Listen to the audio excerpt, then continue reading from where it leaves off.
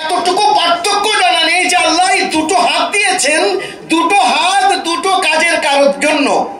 আল্লাহর মেহবুব ঠিক করে দিয়েছেন যে ডান হাতটা ভালো কাজের জন্য, বাম হাতটা ময়লা টয়লা পরিষ্কারের জন্য। কিন্তু ওরা বাম হাতেও খায়, কখনো ডান হাতেও খায়। তো নিজেদের বিবেক দংশন করে করবোটা কি করে? এই যে হাতে ময়লা পরিষ্কার করে আবার ওই হাতে ডান হাত বাম হাত সব লাগায়, তো খাবে কি করে? বলে চামচ আর কাঁটা লাগাও।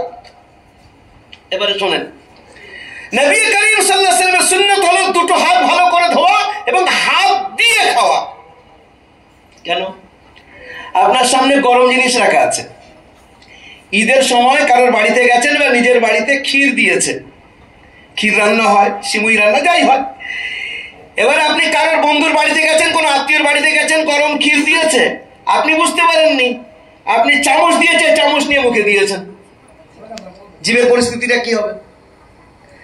তার পরিবর্তে আপনি যদি দুটো হাত ধুয়ে আর যে আঙুলটা ওখানে রাখবেন, তো আপনার আঙুল আপনাকে বলে দেবে এটা আপনার জীবের জন্য এখনো উপযোগী হয়নি, একটু দেরি করেন, ঠান্ডা হোক তারপরে খাবেন।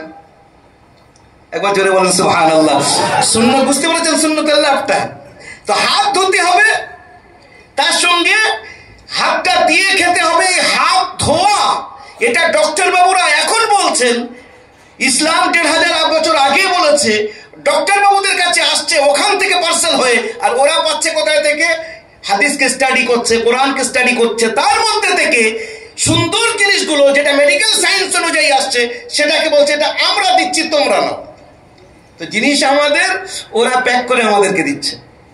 বুঝতে পারছি কথাটা? এইরকম ভাবে ইসলামকে, ইসলামের অরিজিনাল যে জিনিস সেটা ওরা নিজেদের প্যাকেটে দিয়ে আমাদের সামনে ওরা ওটাকে পার্সেল করছে। আর যদি কোনো জায়গায় মিসকনসেপশনের সম্ভাবনা থাকে, ভুল বোঝাবুঝি থাকে, সেটাকে আরো ওড়ানোর চেষ্টা করে। আমি সব সমস্যা এখানে রাখতে চাচ্ছি না। I think plenty of educated and responsible people are present here. যারা এখানে জিম্মেদাররা রয়েছেন, নিজেদের বাচ্চাদের, নিউ জেনারেশনের ইমানের হেফাজত সবচেয়ে গুরুত্বপূর্ণ। আমি একটা কথা আপনাদেরকে বলি, একজন বুজুর্গ আছেন হযরত মাওলানা সাজ্জাদ নোমানী মুদ্দাজিল্লুহুল আলী, বহুত বড় আলিম, খুব বড় আল্লাহর ওলি। তিনি ওয়ান ক্যামেরা বলছেন, ওয়ান ক্যামেরা, আমাদের কাছে রিপোর্ট আছে।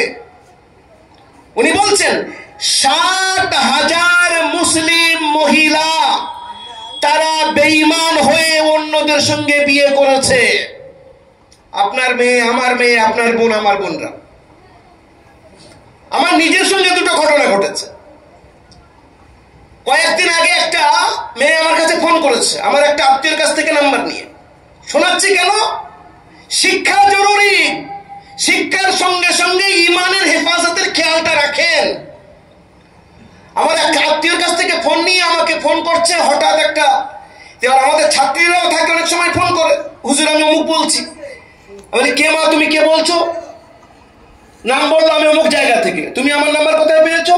যে আমি অমুকের থেকে পেয়েছি। কি খবর বলো? একটা স্বপ্নের ব্যাখ্যা চাই। তো সে যে স্বপ্নটা বলেছে সেটা আমি বলছি না। তাই বললাম তোমার সঙ্গে যার সম্পর্ক আছে তার নাম কি? সে যে নাম বলেছে মুসলমান না, এ মুসলিম। তাহলে তোমার ইচ্ছা? বলছে ও যেখানে যাবে আমি সেখানে যাব। তার মতলব হলো ঘুরিয়ে এই কথা, ও যদি জাহান্নামে যায় আমিও জাহান্নামে যাব, আমার এতে কিছু আসে যায় না। অবস্থাটা দেখেন, মা বাপ নিজের বাচ্চাদের খেয়াল রাখছে না। আর আমি বাকিপুর মাদ্রাসায় পড়াই, ওখানে ডাইরেক্ট একটা ছেলে আমার কাছে এসছে। এখানে সবাই জানে, বললে সব বুঝতে পারবে যারা ওখানকার।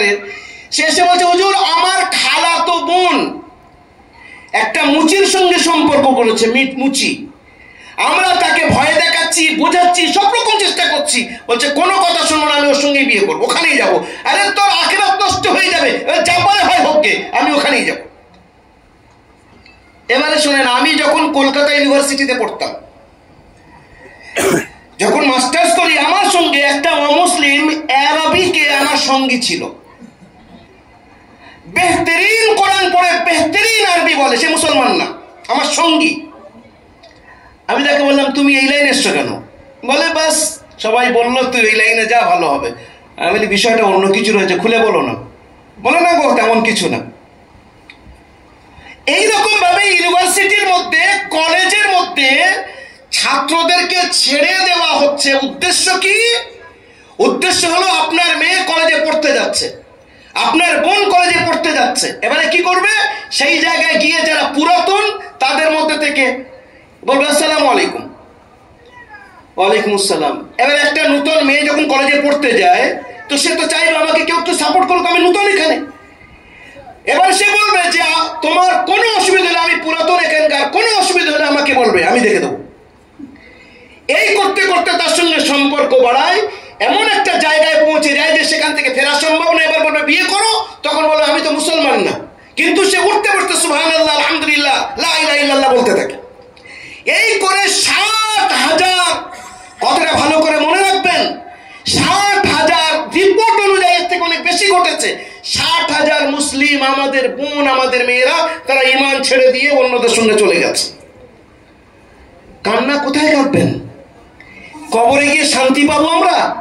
যে পুরো বিশ্বকে মুহাম্মদ রাসূলুল্লাহ জাহান্নাম থেকে জান্নাতে নিয়ে যাওয়ার জন্য এসেছেন, তাদেরকে ঈমানদার বানিয়ে হুজুর নিজে বলছেন আমার উপমা তোমাদের জন্য এমন যে একটা দ্বীপ জ্বালানো রয়েছে আর সেখানে পোকামাকড় এসে পড়ার চেষ্টা করছে আর আমি তাদেরকে সরাবার চেষ্টা করছি। তো তোমরা জাহান্নামে যাওয়ার চেষ্টা করছো আর আমি তোমাদেরকে কোমর ধরে ধরে আলাদা করে জান্নাতের দিকে নিয়ে যাওয়ার চেষ্টা করছি। আর আমরা চলাফেরার মধ্যে, আমাদের জীবনশৈলীর মধ্যে এমন ঘটনা ঘটছে সমাজ থেকে, আমরা সেই রকম খবর কতটা রাখছি জানি না। এখন এই মেয়েদের বাঁচানো, বাচ্চাদের বাঁচানো, ছেলেদের বাঁচানো, সমাজকে বাঁচানো যত দিনই পদ্ধতি আছে তার মধ্যে মূল পদ্ধতি হলো, সেটা হলো মাদ্রাসা। মাদ্রাসার বিকল্প নেই, যে যাই বলুক, যত পীর সাহেব হোক, যত মাওলানা সাহেব হোক, যত মুবাল্লিগ হোক, যেই হন না কেন, সবার আসল কিন্তু মাদ্রাসা। মাদ্রাসা থেকে পীর সাহেব তৈরি হয়, মাদ্রাসা থেকে মুফতি সাহেব তৈরি হয়, মাদ্রাসা থেকে মুবাল্লিগ সাহেব তৈরি হয়। মাদ্রাসা না বাঁচালে কিছু বাঁচবে না। যদি আল্লাহ না করুক মাদ্রাসা বন্ধ হয়ে যায়, কয়েক বছর পরে আপনার কালিমা পড়ানেওয়ালা, আপনার বিয়ে পড়ানেওয়ালা, আপনার জানাজা পড়ানেওয়ালা আর ইসলামের সত্য রূপ, সঠিক রূপটাকে সামনে আনেওয়ালা খুঁজে পাওয়া যাবে না। এই জন্য মাদ্রাসা বহুত জরুরি। আমার আগে এক ভাই বলছিলেন, কানে কথাটা পড়ছিল, লর্ড মেকালে, আপনার নাম শুনেছেন, মানে ইংরেজদের যুগে যিনি ছিলেন এখানকার এডুকেশনাল মিনিস্টার, তিনি এই কথা বলেছিলেন যে তোমাদের বাচ্চাদেরকে আমাদের দাও, ওদের ফ্রিতে খাওয়া দেব, ফ্রিতে এডুকেশন প্রোভাইড করব, যা যা each and everything we are going to provide them. তাদের ব্যাপারে কোনো বিষয় তোমাদের চিন্তা করার দরকার নেই, সবকিছু আমরা দেবো। সেই সময় একজন ফকির দাঁড়িয়েছিলেন, যিনি মাদ্রাসায় পড়াশোনা করেছিলেন, ফকির মানুষ, কিছুই নেই তার কাছে। তিনি উঠে মুসলমানদেরকে বললেন, মুসলমান ভাইরা, তোমাদের বাচ্চাদেরকে আমাদেরকে দাও।